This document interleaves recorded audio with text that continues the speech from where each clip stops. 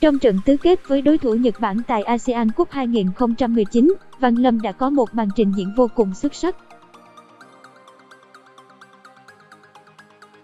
Cả trận, thủ thành sinh năm 1993 sở hữu tới 6 pha cản phá và làm nản lòng không ít ngôi sao đang chơi bóng tại châu Âu như Minamino hay Haraguchi.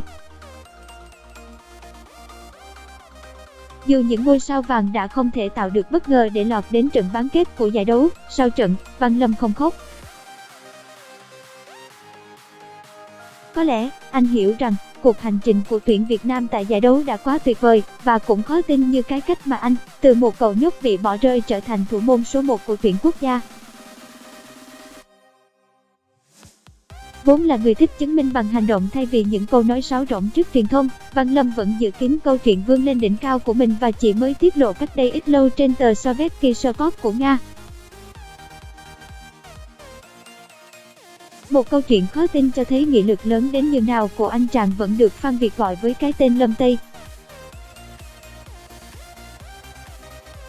Cháu không đủ tài năng làm thủ môn đâu. Chào Văn Lâm, anh có thể cho mọi người biết một chút về gia đình của mình không? Tôi sinh ra tại Moscow, có mẹ là một diễn viên người Nga còn cha là vũ công người Việt. Họ đã phải lòng nhau khi gặp gỡ tại một buổi trình diễn nghệ thuật. Gia đình tôi đã ở nơi đây trong 8 năm trước khi chuyển tới Qatar. Tại đây, tôi tham gia vào đội trẻ của họ. Nhưng tôi biết rằng anh đã sớm rời Qatar, điều gì đã khiến anh đưa ra quyết định này? Tôi bắt đầu không phải với vị trí một thủ môn. Vào thời điểm đó, tôi nhớ mình đã bị đem cho mượn tại một số nơi.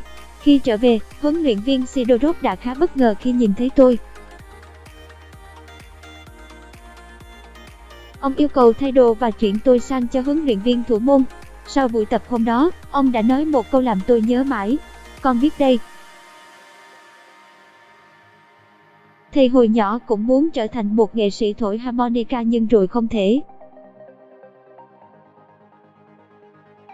Ông ấy nói vậy ám chỉ tôi không có tố chất. Cảm giác của anh thế nào sau lời từ chối đó? Mọi thứ như sụp đổ. Tôi bỏ bóng đá và ở lì trong phòng một tuần liền. Sau cùng, cha mẹ đã quyết định cho tôi trở về Moscow để tiếp tục theo đuổi nghiệp quần đùi áo số. Chúng tôi đến gặp Dynamo và thật may họ cũng biết đến tôi. Và thế là, tôi lại chơi bóng. Một điều đặc biệt nữa là câu lạc bộ này rất tôn thờ thủ môn huyền thoại Lev Yashin. Tên tiếng Nga của tôi, Lev Honovichyan, cũng có phần giống ông ấy nên có lẽ cũng được để ý. Anh từng đăng một bức ảnh đen trắng và mặc trang phục như Lev Yashin vậy. Liệu ông ấy có phải thần tượng của anh? Tôi không thích từ thần tượng. Lev Yashin là hình mẫu cho mọi thủ thành trên thế giới noi theo và tôi cũng vậy. Nếu nói tôi thích ai, gần đây, tôi thường theo dõi Buffon và Casillas. Còn về người giỏi nhất hiện tại, theo tôi, đó là Yegea. Cô tôi cũng chơi rất hay. Sao anh không tiếp tục sự nghiệp của mình tại Dynamo? Về cơ bản, mọi thứ tại đây khá tuyệt. Tôi có một vị trí trong đội 2 của tuyển trẻ và được đào tạo bài bản với những người có nhiều kinh nghiệm. Có đôi lần, tôi được sang nước ngoài tập luyện nữa. Đáng tiếc, khi tôi hoàn thành chương trình tại học viện, họ đã không ký hợp đồng chuyên nghiệp với tôi. Tôi bị sốc khi phải thay đồ trong toilet. Sau khi bị từ chối, anh lập tức bay sang Việt Nam. Tôi biết mình có thể chơi cho Dynamo nhưng có vài thứ chống lại tôi tại đó. Vì thế, tôi đã nhờ bố tìm một đội ở Việt Nam để sang chơi bóng. Cả hai đã mò mẫm thông tin các đội trên mạng và lập tức sang Việt Nam. Ít ra, bản thân tôi cũng biết tiếng Việt do thường xuyên trò chuyện với cha ở nhà. Sở hữu thể hình tốt và được đào tạo bài bản, anh dễ dàng tìm được bến đỗ ở Việt Nam. Có không ít đội tuyển liên hệ với tôi. Sau khi xem xét, tôi đến câu lạc bộ đầu tiên. Tôi hỏi thay đồ ở đâu, thì họ chỉ ra phía sau cửa. Hóa ra, đó là toilet. Không chỉ mình tôi, tất cả đều chui vào đó và lột đồ. Tôi bị sốc nặng vì mọi thứ quá khác ở Nga. Tôi sang một đội khác, điều này vẫn lặp lại. Cuối cùng, khi đến Hoàng Anh Gia Lai, lúc ấy họ có hợp tác với Arsenal và sở hữu cơ sở vật chất rất tốt, tôi đã quyết định ký hợp đồng. Năm 18 tuổi, tôi đã được tập với đội chính. Mọi thứ có tốt đẹp không? Mùa đầu, tôi không được thi đấu. Mùa thứ hai cũng vậy. Tôi được gọi lên tuyển U19 quốc gia nhưng vẫn chịu kiếp dự bị tại câu lạc bộ. Nguyên nhân là gì vậy? Đầu tiên, tiếng Việt của tôi vẫn chưa tốt lắm. Tiếp đó, tôi lại cư xử và có cách suy nghĩ rất khác so với mọi người. Thế là, tôi trở nên lạc lõng. May trong thời gian đó, tôi có gặp được một huấn luyện viên thủ môn người Thái. Ông ấy nhận ra những tố chất của tôi và hai người làm việc hết sức ăn ý. Nhờ thế, tôi học thêm được khá nhiều điều. Anh có thể giải thích kỹ hơn về việc khó hòa nhập tại Việt Nam không? Thực tế, Việt Nam và Nga có cách nghĩ và thói quen rất khác nhau. Ví dụ ở Nga, bạn có thể gặp huấn luyện viên và nói những điều mình chưa hài lòng. Ở châu Á thì khác, huấn luyện viên luôn đúng và bạn phải tuân theo họ, cúi đầu khi nghe họ nói. Tôi không biết điều này nên một số cho rằng tôi kiêu ngạo. Sau đó, mùa thứ hai, họ đem tôi sang Lào cho mượn. Tôi không muốn về Nga. Nếu trở lại, mọi thứ sẽ kết thúc. Bóng đá tại Việt Nam thì tôi biết chút ít. Còn Lào thì thực sự chưa nghe qua. Anh có thể mô tả chi tiết không? Khó tin lắm. Việt Nam đã nóng vô cùng nhưng Lào thì chẳng khác gì lò thiêu. Hôm nào, đại báo không có gió thì tốt nhất bạn không nên ra ngoài. Hàng ngày, chúng tôi đến sân tập bằng xe buýt của đội. Tuy nhiên, chiếc xe thường xuyên hỏng hóc và toàn đội thường phải đẩy khoảng 10 đến 20 mét để xe chạy. Trên xe lại không có điều hòa, trời thì nắng, chúng tôi phải đổ nước xuống ghế cho đỡ nóng. Chưa hết, chỗ tập của đội còn thường xuyên bị bò viếng thăm và điều kiện vật chất cũng khá thiếu thốn. Tuy nhiên, tôi không hối tiếc những ngày ở Lào, vì tại đó, tôi được ra sân thường xuyên và có mùa giải chuyên nghiệp đúng nghĩa đầu tiên. Năm đó, đội của tôi về nhì còn tôi là thủ môn hàng đầu tại đó. Sau đó, anh quay trở về Việt Nam. Tôi đã nghĩ mình sẽ chiếm một suất đá chính tại Hoàng Anh Gia Lai. Hóa ra, mọi chuyện lại giống với Qatar.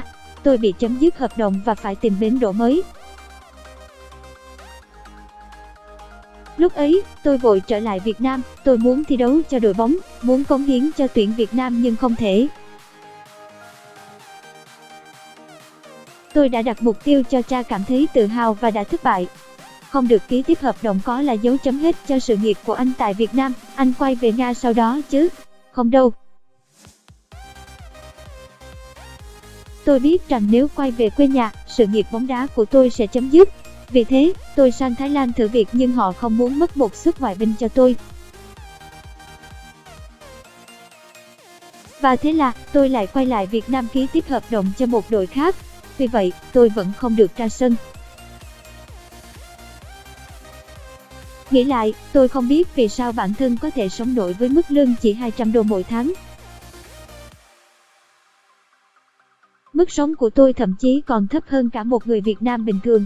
Tôi biết trình độ bản thân hoàn toàn có thể chơi tốt tại Việt Nam. Nhưng có lẽ khi ấy, tôi thiếu đi một chút may mắn. Rồi sau, cha đã gọi cho tôi. Ông ấy gần như bật khóc và yêu cầu tôi trở về.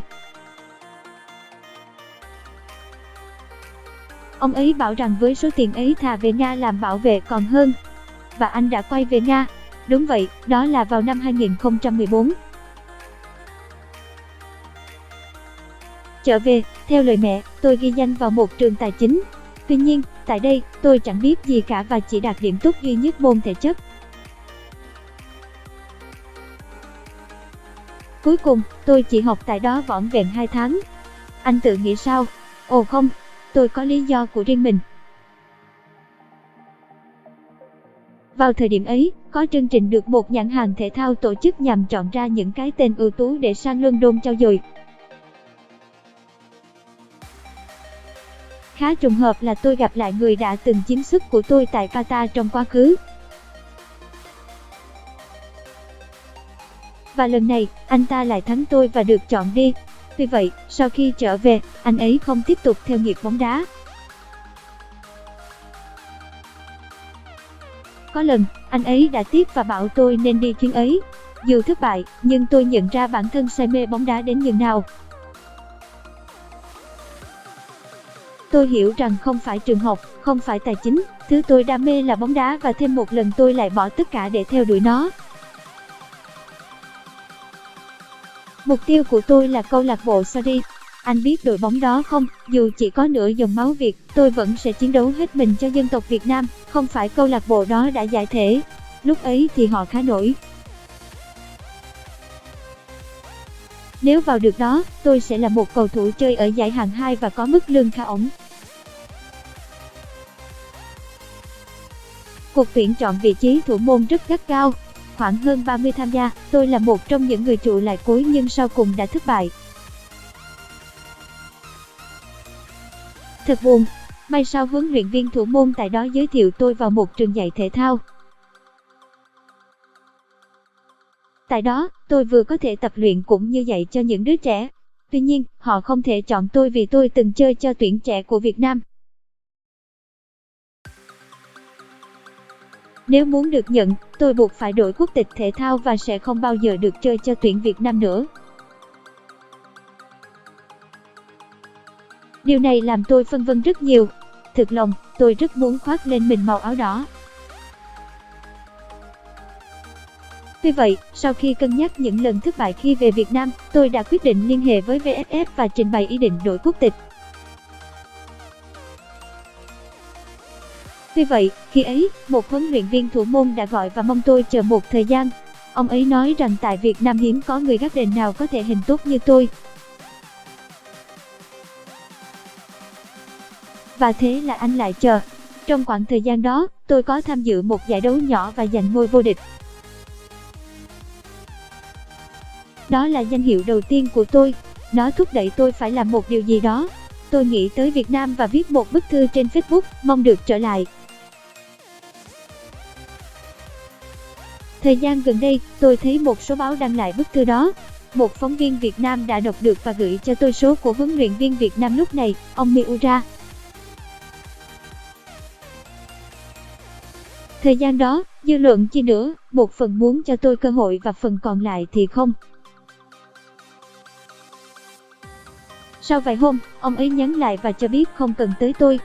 Vậy điều gì xảy đến tiếp theo? May mắn là chủ tịch của câu lạc bộ Hải Phòng đã chú ý và liên hệ với tôi. Ông ấy hỏi rằng tôi muốn mức lương bao nhiêu. Tôi lúc ấy chỉ muốn thi đấu và không quan trọng chuyện tiền bạc. Nghe xong, ông ấy yêu cầu tôi lập tức sang Việt Nam ký hợp đồng. Và anh được bắt chính ngay. Không đâu. Khi đó, Hải Phòng sở hữu một thủ thành sở hữu phong độ rất cao, Xuân Việt. Qua 9 vòng, câu lạc bộ toàn thắng và anh ấy có tới 5 trận sạch lưới. Và rồi, anh ấy bị ốm và không thể thi đấu. Cơ hội được trao cho tôi. Khỏi phải nói tôi đã run thế nào và đã mất ăn mất ngủ mấy ngày liền. Trận đầu tiên tôi ra sân, đội đã thất bại 1-2 vì một bàn thua ở phút cuối. Tôi bị không ít chỉ trích nhưng chủ tịch đội vẫn tin tưởng. Trận sau tôi tiếp tục được bắt chính và giành luôn vị trí trong khung gỗ. Từ đó, thủ môn Đặng Văn Lâm là nhân tố quan trọng trong đội hình tuyển Việt Nam. Ảnh, Tùng Lê. Sự nghiệp ở tuyển quốc gia của anh thì sao? Tôi được gọi lên tuyển chỉ sau 2 trận bắt chính cho Hải Phòng. Và rồi tôi được ra sân trận đầu tiên là ở màn so tài với Jordan vào năm 2017. Khi ấy, toàn đội đã hòa 0-0. Tôi là cầu thủ xuất sắc nhất trận ấy. Từ đây, tôi luôn được bắt chính trên tuyển và chỉ vắng mặt 3 trận do chấn thương. Toàn đội chơi cực tốt và ngôi vô địch AF Cup 2018 là thành quả xứng đáng. Tôi rất ấn tượng với động tác ăn mừng của anh trong những trận đấu gần đây. Anh có thể giải thích không? Tôi muốn cho các fan hiểu rằng, dù chỉ mang một nửa dòng máu Việt, tôi vẫn sẽ chiến đấu hết mình cho đội tuyển. Sau chức vô địch AF Cup, tôi muốn trở thành một hình mẫu không chỉ cho các vận động viên mà còn cả đám trẻ. Nếu bạn cố gắng và không chịu từ bỏ, dù có phải làm điều không thích hay bị đẩy sang lào, hãy làm hết mình. Hãy tin vào bản thân và bạn sẽ dần chạm tới mục tiêu của mình. Thái Lan nhận thưởng lớn khi thoát hiểm, vượt qua được vòng loại ASEAN Cup 2019.